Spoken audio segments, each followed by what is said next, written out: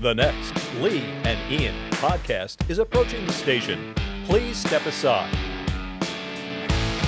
Welcome to the Lee and Ian Show. I'm Lee Navlin. And I'm Ian Grodman. The Lee and Ian Show is sponsored by Grodman Law and Mediation. Remember, when it comes to divorce, family first. Mediation is the way to go. Grodman Law and Mediation.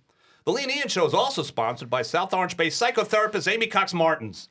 Amy can help you or a loved one find solutions to life's most challenging problems. That's Amy Cox Martins. Hey, looking for something fun to do in September? Check out Sarah Hod and the Drive. They'll be appearing at the Bitter End in New York City on September 6th. Very cool. Tickets are available, Ian. For more information, Okay. check out sarahhodmusic.com. I will. And we have one new sponsor, Ian, Spirit Airlines. When Ian Grodman misses a podcast like he did last week because he was expecting to get home and he never did, that's why travelers love Spirit Airlines. Oh, yeah. That was quite an experience. Yeah. My first flight was canceled. My second flight the following day, went to the airport. They said, the flight is now delayed 3 hours. Well, you'll be leaving at 5:15. But they left at 3:45. And me and several other passengers were not on the flight.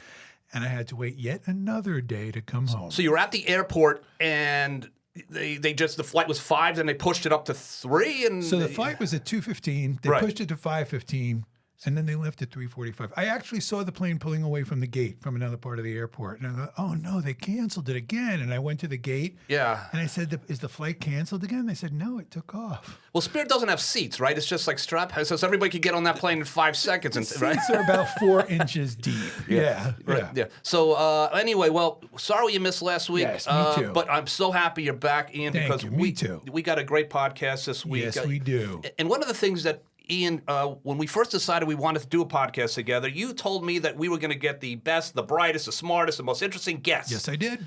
And I think you pulled it off this week. Thank you. I think I did too. She's been an urban planner in New Jersey for 27 years, from Jersey City to Newark. She's currently the Director of Planning and Redevelopment for Asbury Park in New Jersey. Asbury Park in New Jersey, which happens to be, by the way, one of the coolest cities in the country. It is. Please welcome to the show, Michele Alonso. Michele Alonso, and a Maplewood resident and the co-chair, the vice chair of the Maplewood Democratic Committee. Michele, you seem to have a lot of work to do.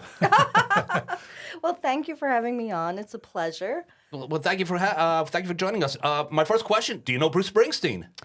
Not personally, but I have a crazy Bruce Springsteen story. Ooh, let's hear it. So I was leading a tour of other planners for the American Planning Association National Conference, and it was to show the redevelopment in Asbury Park.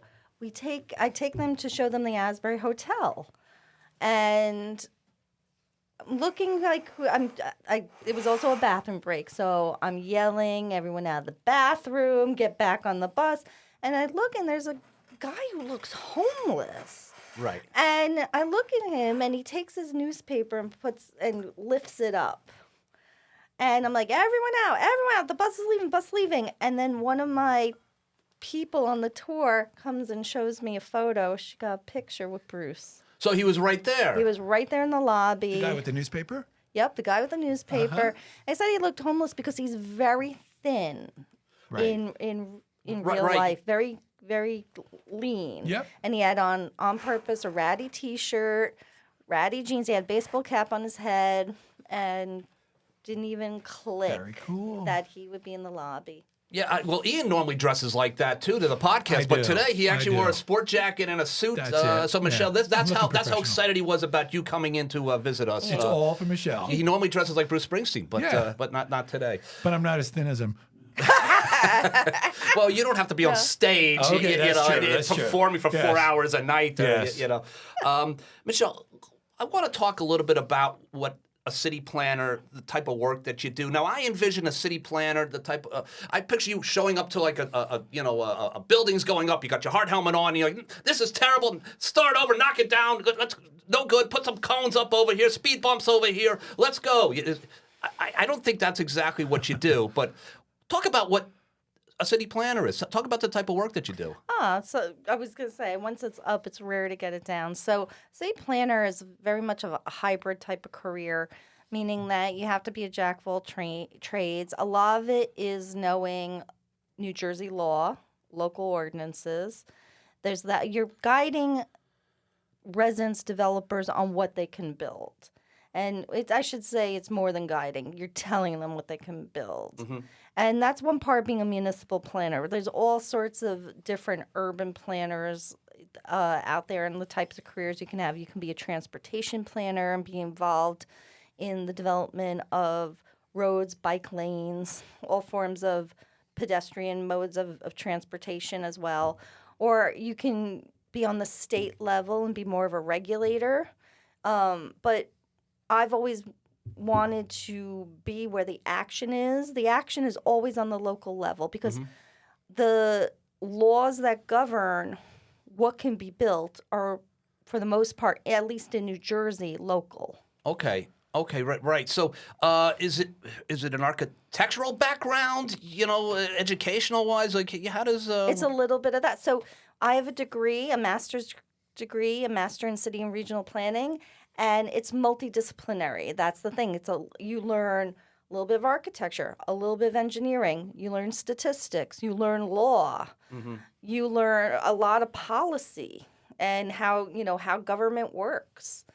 So it's a multidisciplinary study. It's definitely a multidisciplinary career because one of the things, like I tell my interns, younger employees, it's not also just about what you do. It's also how you read people and you interact with people. I would say if you want to move up in this career, you've got to be a great public speaker and a great salesperson.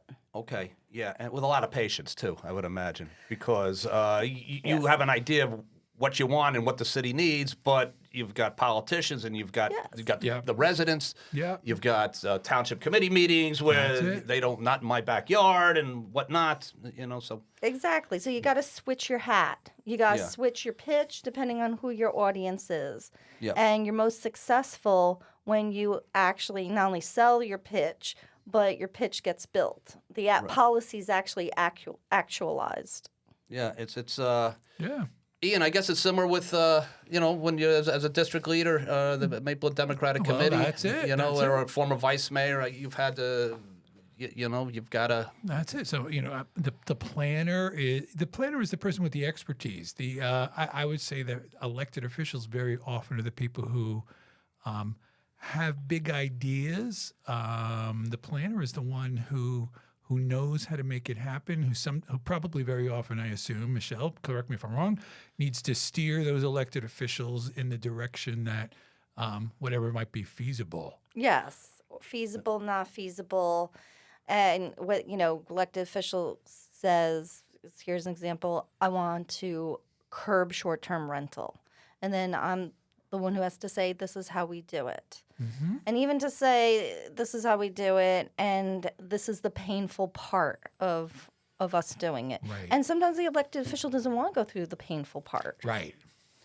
Now, we have actually, just last week, or a week before, Vic DeLuca, who's on the Township Committee, former mayor, he spoke during a meeting, and he said something very interesting. A home in the Hilton District, which is generally a more moderately priced neighborhood in Maplewood, I think the home went for like 1.3 or something. 1.1. Was $1.1 million dollars. Yeah. Yeah. And Vic got a little sticker shock, I guess. It was a very highly sold house. Now, Vic said that his concern that the real estate prices in Maplewood have gotten so high, he worries about perhaps losing some of the diversity that Maplewood has enjoyed over the decades. Maybe we're going to see less teachers living in here and more investment bankers, whatnot. But basically, he kind of said, what can we do about it? I know there was some pushback from residents who say, we love the high real estate value of our properties, but his thinking wasn't that so much. I think his thinking was, are we losing who we are? As a city planner, Asbury Park is a perfect example of a city that was years ago. I mean, back when I would go to the beach when I was a kid in the 80s, we wouldn't go to Asbury Park. You avoid it. You don't want to go there. But now it's a boom town. It's the place to go. How do you navigate that? And what suggestion might you have for Maplewood, who may be in a similar situation as Asbury right now, where it's just grown, the value has just grown, Well, that's a tough answer because it's a product of the time we're in now. We're in time of we're having national housing shortage. that's left over from COVID, when for 2 years almost nothing was getting built. So we have this backlog we have this demand, and there's not the housing stock for it. That's problem number one. Problem number two is well, I'm going to say social media, but maybe not necessarily for real estate. But again, this thing of the it places. So Maplewood has been an it place, the place to be for a while. I mean, that's what, when my husband and I first moved here a little over 20 years ago, that it was already becoming the it place. New York Times is writing articles about it, and people just knew, like, oh, I want to move to the burbs.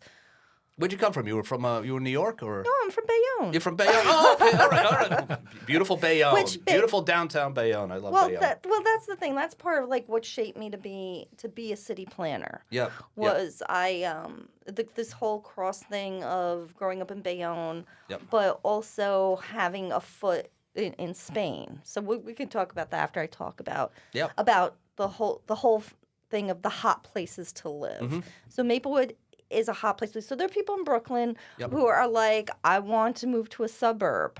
Where do I move? They know nothing about the tri-state area except some places that they have heard about. People are like, why don't you move to Maplewood? I hear that's a nice place to live. I hear that it's very liberal. It's very democratic. The schools are good. But they don't hear about some other places in New Jersey. They're not hearing about Rutherford. Right. They're not hearing about Hohokus. They're not hearing about they're hearing about that, but that is a little bit compounding it. But for a while we've had New York money coming into Maplewood, but it's compounded by the housing shortage as well. But the remedies to fix it are not many because of the free market. There's very little you can do to interfere with the sale of property to individuals. You cannot prevent, government cannot prevent a sale. Right. We were talking about this right before we went to air. Like, for instance, we were talking about, you said LLCs, local government, or government can't stop a flipper from buying up homes in a neighborhood, turning around and selling them. If he got the big highest, if the homeowner said, I'm selling it to this guy, there's very little that can be done. No, because you're interfering with personal property rights. Right. Yeah. Personal property rights of the buyer and the seller. Yes, interesting. Now, even a shortage in homes, might some of that have to do, Ian, and this is a question for both of you, all these apartments that have gone up in SOMA over the last 10, 15 years, and some people love them and some don't, but it's brought in a lot of renters into the area who can afford $4,000 a month, $5,000 a month, whatnot for these apartments. They want to stay here now because they love it here, and they're buying the homes. Does that create a problem, too, when you build?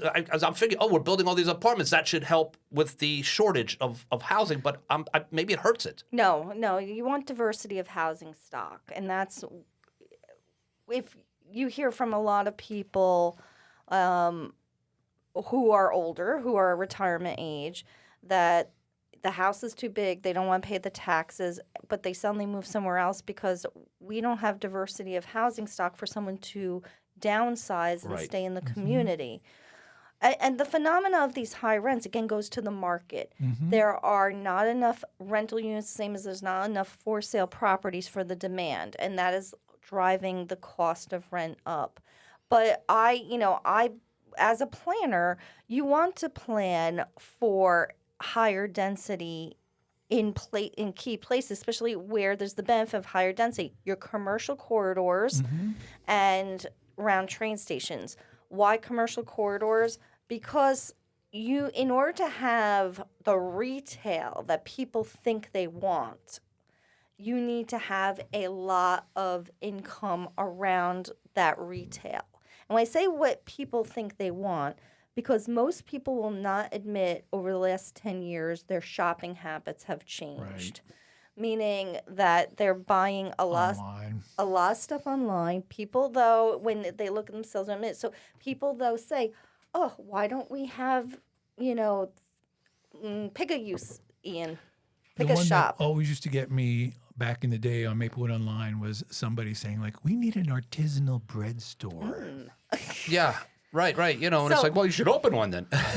And see how well you do. Because That's a great example. Yep. Artisanal bread store. So an artisanal bread store to open up on Springfield Avenue Right. needs a certain population who are going to buy daily from Yep. that artisanal bread store, and you need density and people to be doing that. And it's also a little more difficult for us in Maplewood because we have other strong retail corridors and surrounding Right. communities that are competition for us. Like some places like Asbury Park, Red Bank, Ridgewood, New Jersey, Yep. they're some of their economic base that they're pulling from for spending is coming from surrounding suburbs that don't have strong downtowns. Interesting, right. So we have a little bit of competition there. And so you need people to buy you want the service, you want the retail, you need to have the purchasers,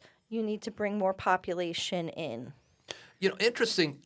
Years and years ago, maybe this was the 80s, it was, I think, am I wrong that downtown towns with vibrant downtowns, people were starting to avoid them a little bit, thinking that's going to become like a little bit of a rough spot. And then the downtown kind of revitalized itself and became like the go-to. People wanted to go back to communities that had a vibrant downtown, you know, as opposed to, and I'm thinking like some of these strip malls became big in the 80s. No, you got to have strip malls and people want to park their car right in front and they want to go into the supermarket, you know, but now all of a sudden it seems like people kind of like, no, they're willing to park a few blocks away. And that I'd say that's more of the 70s because the 80s is when the term gentrification and yuppie came to be. And the seriously, like the word gentrification probably started in the late 70s, came into the 80s. And if you remember, yuppie, young urban professional who lived in those gentrified areas became a term. Right. And my theory of all that is why did that happen? Why, well, what we had was a rejection of a population to suburban life.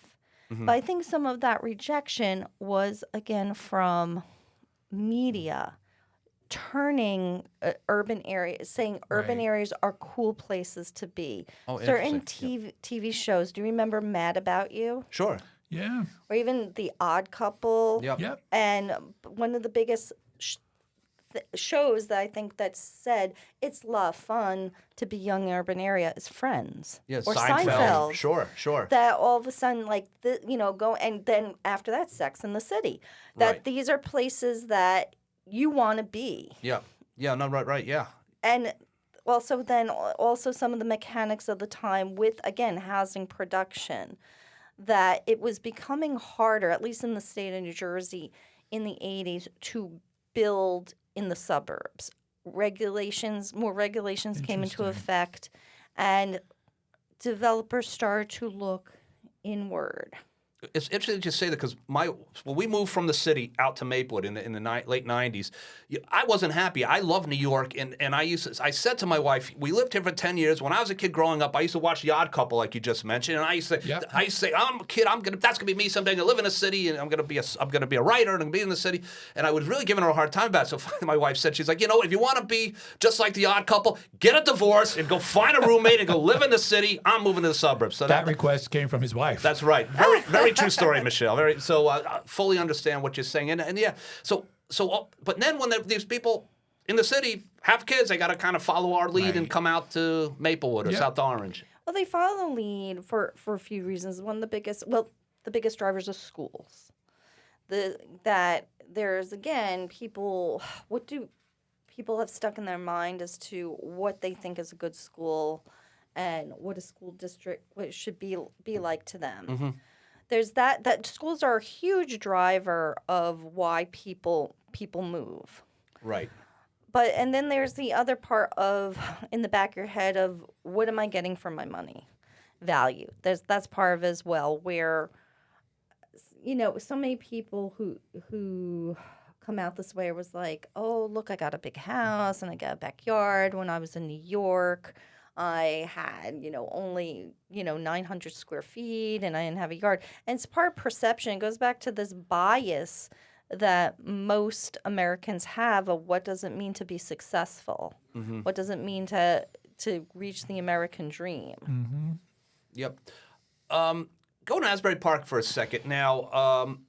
What spearheaded that turnaround, I guess, so to speak? I mean, obviously, half of it is location. You're on the beach, but why is Asbury Park like so cool right now? What did it do differently? Has it drawn in New Yorkers that are Yes. willing to commute out that far? Yes. But I go there now. The downtown. I mean, you can't find parking. Completely changed. Yeah, it's wonderful. But I mean, not that I'm saying it's wonderful. You can't find parking, but you know what I mean. It's a place you want to be.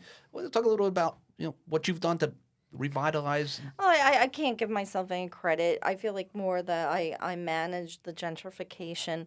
But back to its gentrification that started to occur in the 90s, where, again, who are the gentrifiers typically in urban areas and traditionally in the U.S.? Can you name them?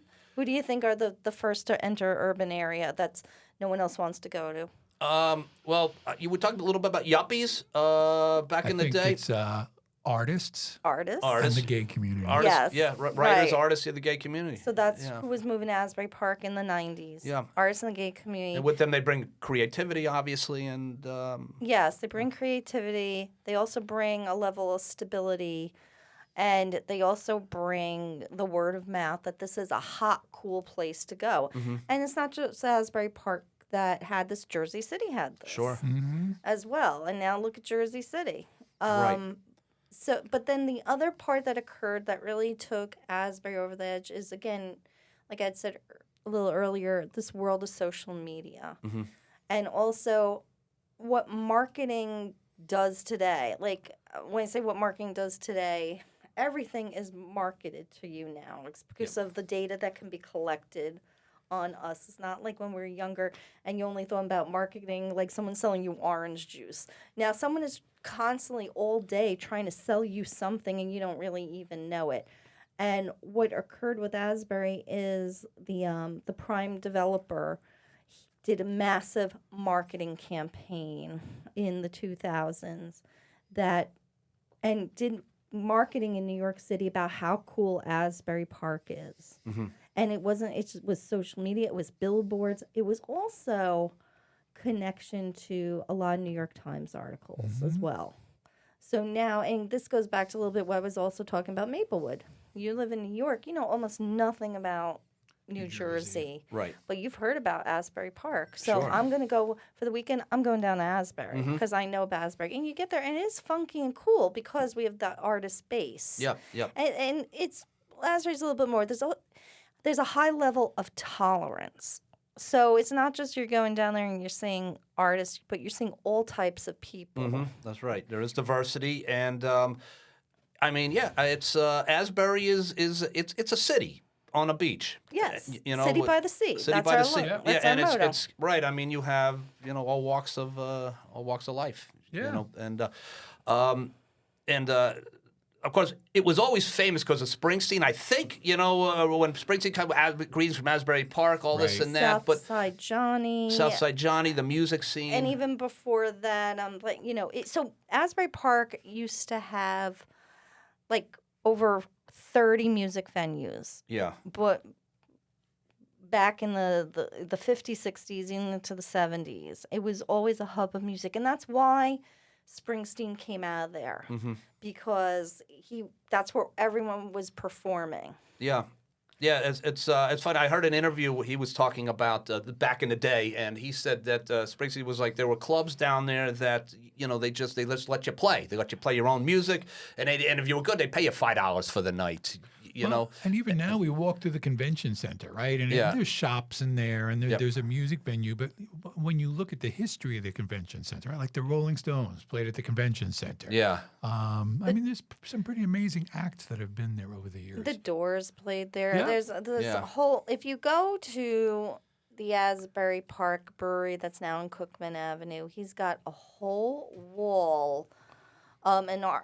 An artist did. His name is Pork Chop. A whole wall of the images of everyone who's performed in Asbury. cool. And Oh, it's wow. a very long wall. Yeah. And it's because it was a music hub, and it still retains there's far less venues, and one venue just recently closed that featured original music, the Saint, but it's still known as a music hub. There's the Stone Pony Summer Stage. Yep. There's the Wonder Bar.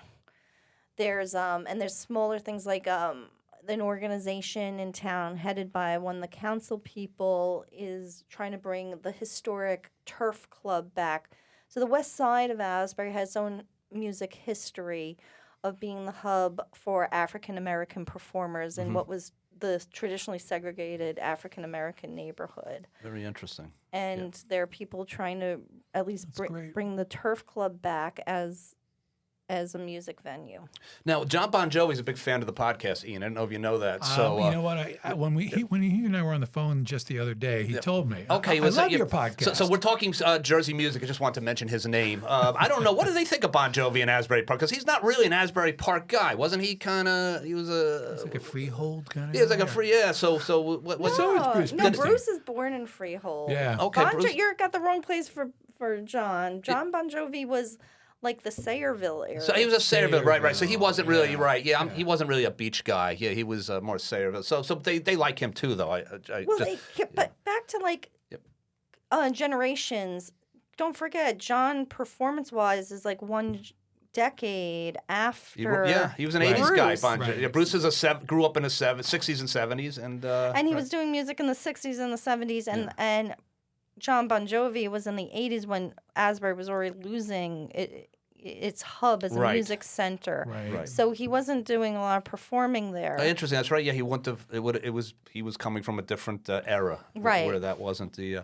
Yeah. Pretty amazing though when you think about Springsteen and Bon Jovi, just two of the 5 biggest acts of all That's time it. In rock and roll history. Out of And, Asbury Park. Right. Yeah. Right. But right here Asbury locally. Park has also become a big art scene. Yes. Not necessarily music, right? And I think Michele has had some impact on that. Michele recently told me about a light show, that was taking place in Asbury Park. My son and I went down for the evening. We had a great time. It was a little bit cooler than we thought it was going to be.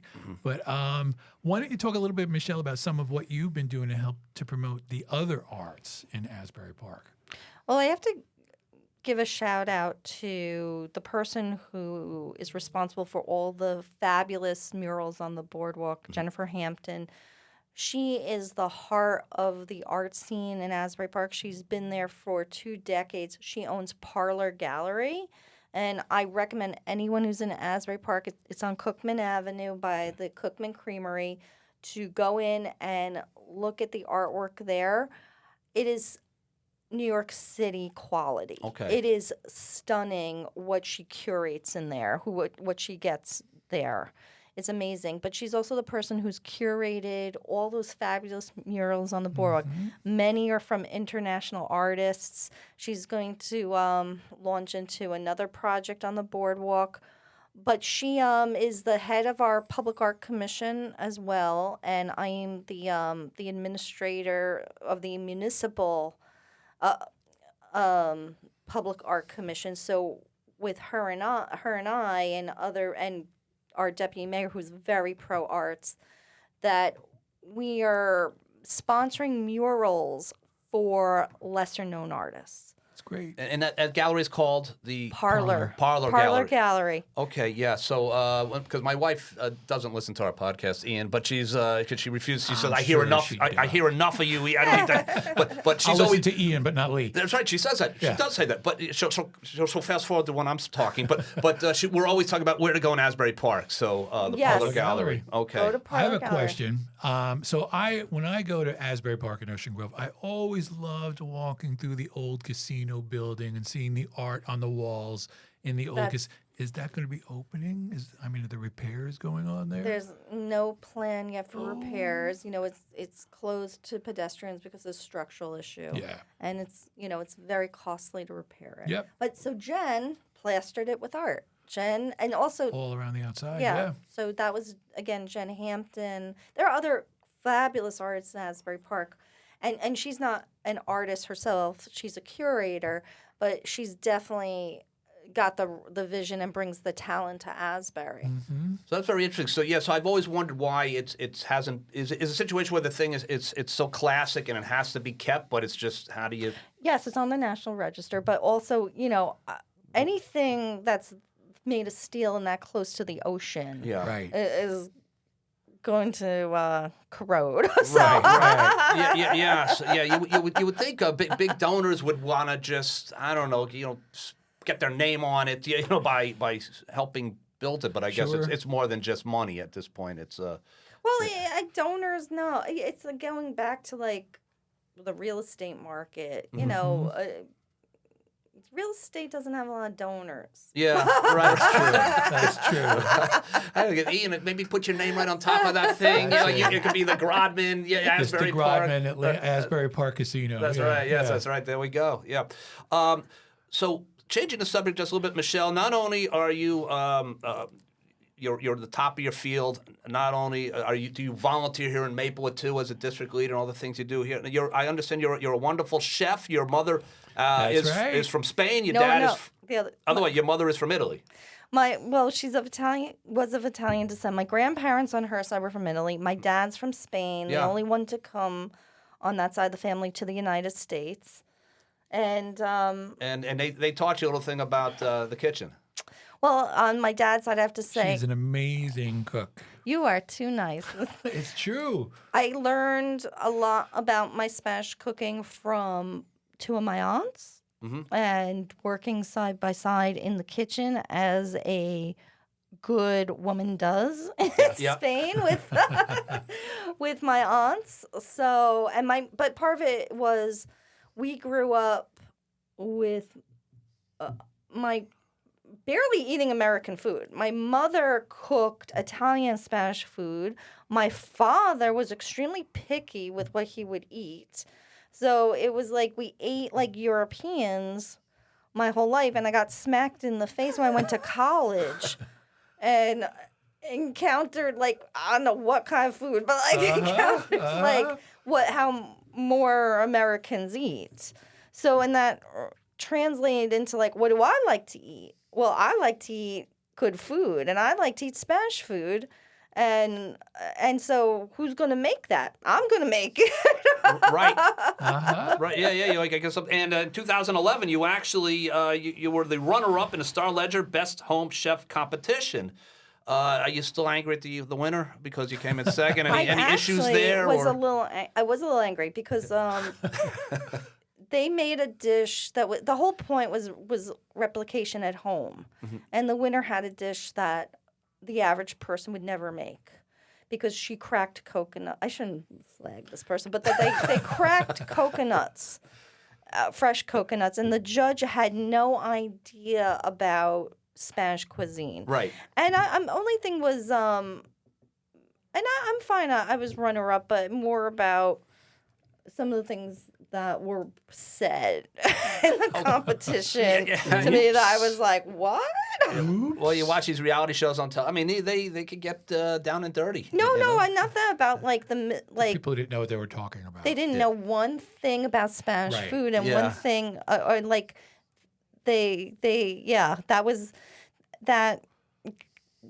Yeah, I shouldn't say like because the person one of the chefs who selected me, and these were chefs around the region to be into the final round, he came and he spoke to me and he said, I really love your dish. And he had a more granular understanding of what I made. Yeah, gotcha. And so what I made was a stuffed piquillo pepper. And piquillo peppers are very common in northeastern Spain, but also in my region. They're just not grown in my region. And it's a delicious pepper. You can buy them jarred in the United States that has just a lot of pepper flavor, very strong pepper flavor. So you have to balance that out. Right. And they're usually, and my version is stuffed with meat and manchego cheese. But it's also very common, especially in the Basque region, to have it stuffed with seafood, shrimp, or cod with a cream sauce. We're 2 tablespoons of olive oil, right? go. Yeah, He's looking at the 3/4 recipe. cup sweet of Spanish onion, finely chopped. 1 pound of ground beef. Okay, yeah. We could actually we'll get that up on the Lean Ian page. We're gonna get your there we're we gonna go. get your Yeah. recipe up there. There okay. we go. So actually, we recently had a fundraiser that Michele was the chef at.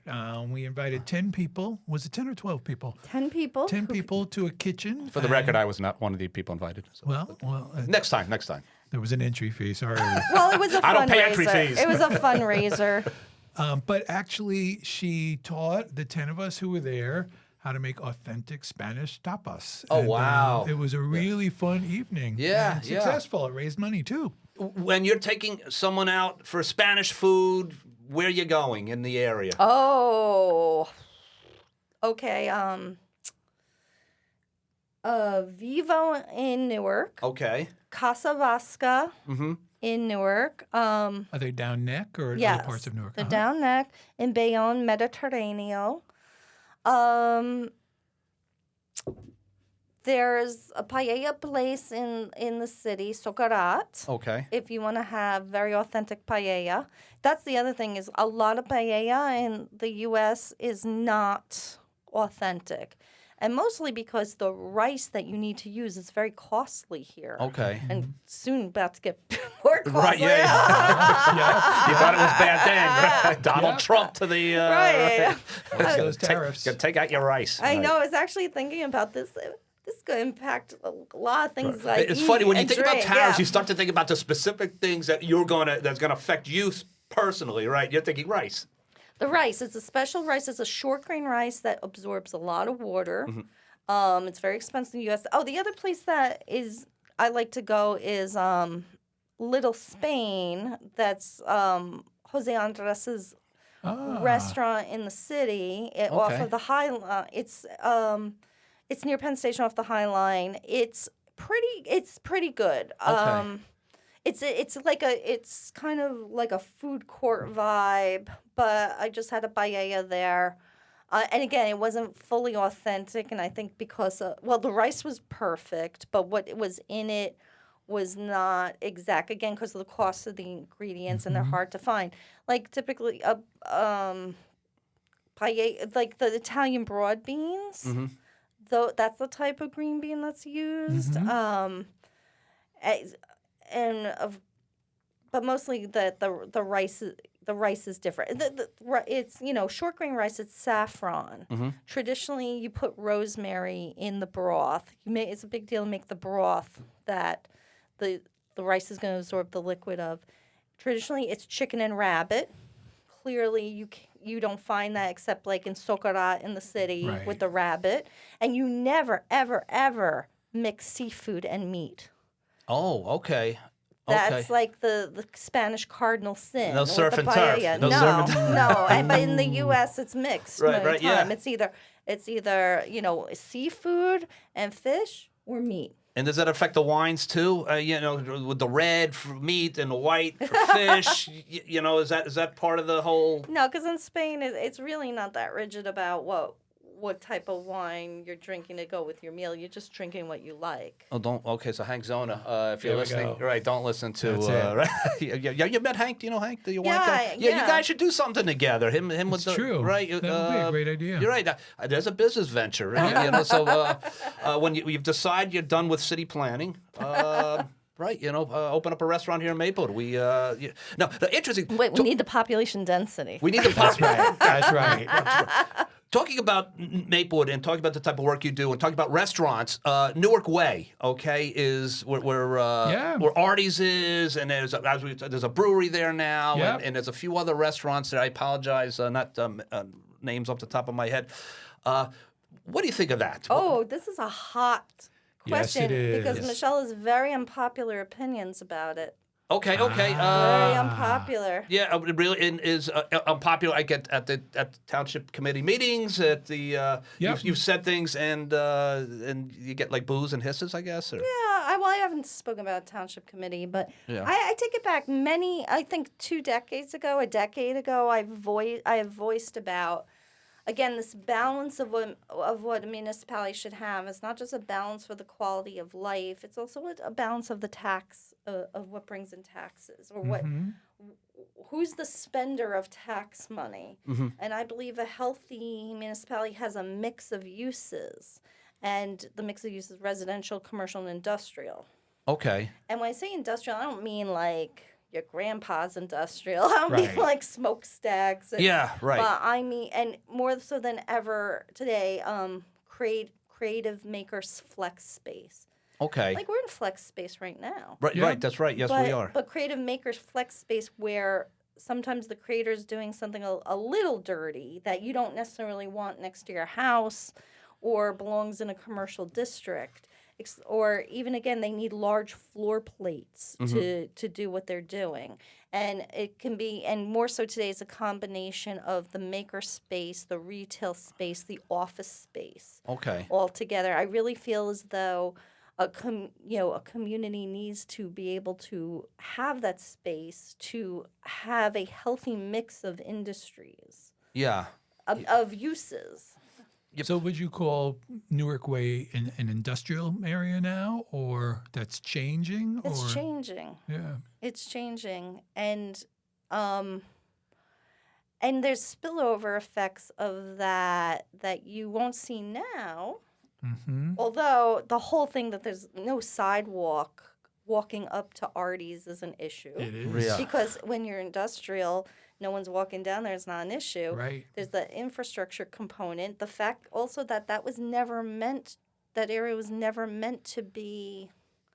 A popular, a go-to destination. I mean, I know there's local guys that have shops down there that have signs, don't park here, no parking. Right. And I know they've spoken out about it, that it's created a little bit of a logjam for their businesses, having, Artie's especially open for lunch. And I'm not going after Artie's. This is something the community wants to figure out, so everybody coexists peacefully. But I guess that's what you're talking about, where guys like I'm backing cars out of my garage, and there are people walking down the street to get to the restaurant. And how do we make this a safe place? Well, it depends if we're going to go all out. And I feel like that because this has happened ad hoc, that the vision is not there, and the mechanisms to make sure that it all works well are not there. Interesting, right? Because it wasn't like, hey, we're going to turn this into this go-to place. Artie's just kind of said they found some space. They were able to get whatever licensing you're required to make food And there. then the brewery came, but you're saying there's no overall development plan or goal in place, or Right, or how to deal with these issues as they come up for Newark Way, because also part of Newark Way is residential. And then what is the impact on that residential area? I know, Michele, you were involved locally with Jane's campaign, right, to Yes, she Township was. Committee. I'm Jane's treasurer. Jane's treasurer, so obviously you're friendly with her. You want to just talk a and little trusted campaign advisor. Right, yeah. Talk about what she's going to bring to the Township Committee, I guess. She's gonna be phenomenal. She's gonna bring experience. She is a doer. One of the things that drew us to Jane and why I endorsed her as a candidate and agreed to work on our campaign is she's like me. She's a doer. She doesn't just talk the Very talk. much so. She walks the walk, and she brings a lot of varied life experience to the role. And especially, she's said it, I've said it. We're going to be having probably throughout the state of New Jersey some challenging municipal budgets in the future. And I feel like she's experienced to look at that and handle that and look at where we may in the future need to trim. Okay. Yeah, and my last question, Ian, I don't know, you might have something too, but where do you see Maplewood in 5-10 years? Your line of expertise, your line of work, where is Maplewood Pressure's going? on. Wow. The schools, the taxes. Well, that is way too hot a question because we are in uncharted territory with the federal government right now. And also uncharted territory with what these tariffs are going to bring. And I don't mean just like I was saying, about my olive oil and my rice, but it's having a huge effect on building material. Right. And that's just not going to help the housing industry, let alone the policy, the immigration policies that are coming down. You're going to see worker shortages. Yeah. So I don't know, and I say it really truthfully. If you asked me a few years ago, I would have a clearer answer Okay. to that, because I do think we're going to. In fact, I was saying to Ian, I'm concerned we're going into a recession in the fall. Mm-hmm. I keep saying I'm like waiting for the shoe to drop. Mm-hmm. The economy is softening, but are we going to have a full recession? I don't know. Right. Economists predicted it hasn't happened yet. So that's tough, and it is very based on, are we having a recession? Are we not having a recession? Is the housing market going to remain strong, or is is the bottom going to fall out of Right. this inflated housing market Right. like it did, in the 2000? 2008. Yeah. 2008, right? Yeah. Different reasons then, but Yeah. But yeah, I mean, it just can't keep. I mean, can't keep going up and up and up and up. You're right. You got to figure there's going to be some type of bubble at Yeah. some point. And Well, I want to say an interesting census data that I recently looked at in light of everything. Do you know 25% of people in Maplewood are foreign born? I did not know that. no, did not know that. Yeah. That's it's a wonderful. That's wonderful. I mean, perhaps more Yeah. diversity, which I guess is going back to Vic DeLuca's concern. He doesn't want to lose that diversity. But Well, it's across a wide economic span. yeah, And it's not just, people of color. right. But it's a very interesting thing to look at as, all this stuff on immigration happening, including the latest in the news that the Trump administration is going to pose a $15,000 bond for certain countries' tourists Just to enter the United States. for as a tourist. tourism. Yeah, right. Just to go take a picture in front of the Empire State Building. Right. Or just Right. and come and spend their money here, Yeah. which is a big tourism. Sure, right. You're yeah. telling them, don't take your money elsewhere. I mean, Right. that's a great policy. Take your money elsewhere. Right. Especially these cities that rely on tourism. Yep. For, But I say that in that I don't know where we're going to be in 5 to 10 years. I think we'll always be the strong market in the region, Okay. though. Yeah. We're never gonna go downward. We may plateau, but we're never going downward because so much is going for us. The train, even in even the world of hybrid and at-home work, train 35-minute when it's on time trip into New York, solid housing stock, Yep. parks, solid schools. And again, the fame of us in media and in the minds of people. Right. And even there was recently a New York Times article about people are also choosing where to live politically more than ever. Right. Sure. That communities are becoming more distant in what your neighbor believes in. Yeah. So we're always going to be this blue bubble, and there are going to be people who are going to want to come to the blue bubble Yep. for a whole host of reasons, especially as the United States becomes more diverse, to feel comfortable in a community. And this goes back to why I live in Maplewood but commute over an hour away to Asbury Park, because this is a phenomenal community. It's a phenomenal community if you want to feel included. Yeah. I mean, I'm not going to say there are a few like it, because there are other parts of this country and in this city, in this state, where they're great places to live. But yeah, there's something very special about SOMA, and I think sometimes we're on social media. If you pay attention to some of the sites, and they're unhappy with this, and unhappy with the schools, and they're unhappy with they can't find a place to park, and this and that, and making illegal left turns, and it's like, wow, everyone is such. But I don't really think that's the case. When you're out and about in Right. public, people are generally thrilled to death to live They here. are. Yes. And you walk into the restaurants and they're busy, and you walk into the St. James Gate, it's packed, Yeah. and South Orange, the same thing, and another thing, and going back to what Vic was saying, with maybe a change in the type of people, maybe a wealthier client.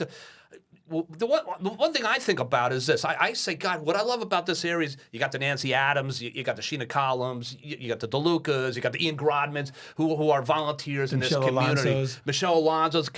And if we're out and, investment bankers are in and millionaires are in, do you lose those volunteers that really care about the community moving forward? I mean, what might you have? That's a concern I have. Yeah, do you have less people that really care because they're just, they're just a different mindset. Yeah.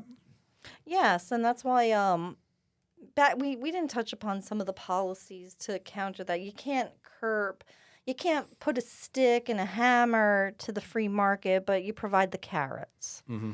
And one of the things I've been critical about is I feel as though the state of New Jersey needs to offer more carrots.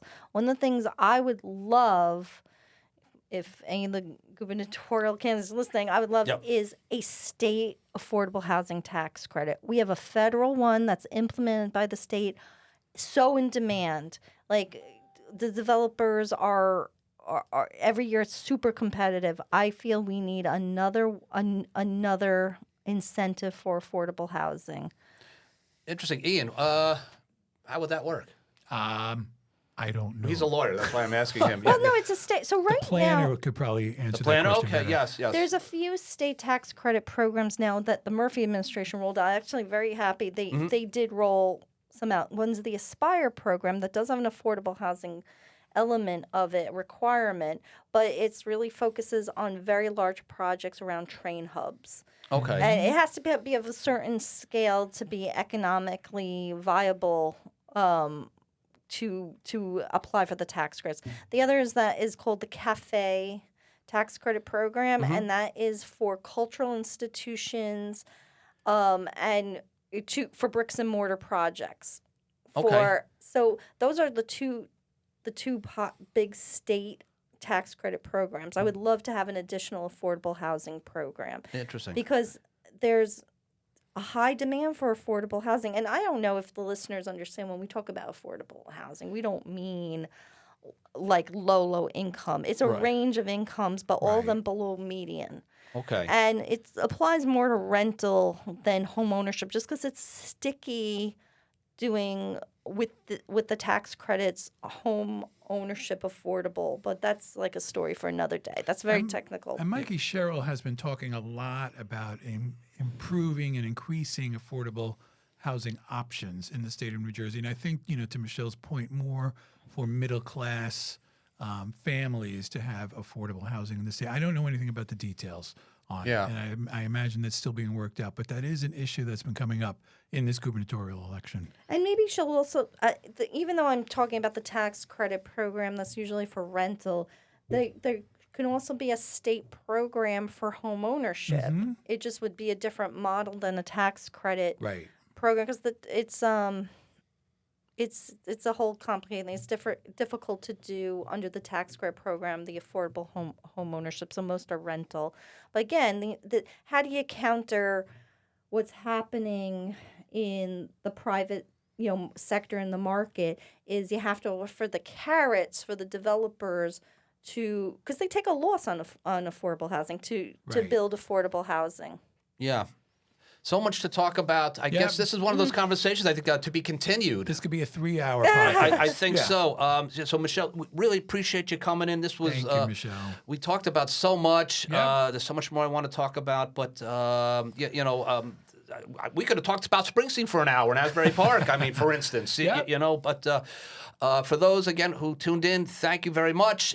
You learned a lot about Maplewood. You learned a lot about city planning. You learned a lot about Asbury Park. And Ian, anything you'd like to say before we thank you. call This the day? is I know Michele for quite a while now, and I know all the great things she's accomplished. It was great to hear more and more about her other career. Thank you. And as far as the recipes, we will have that on the Lee and Ian That's site. it. Okay, so ladies and gentlemen, until we meet again, have a good night. Thank you. Thanks for having me.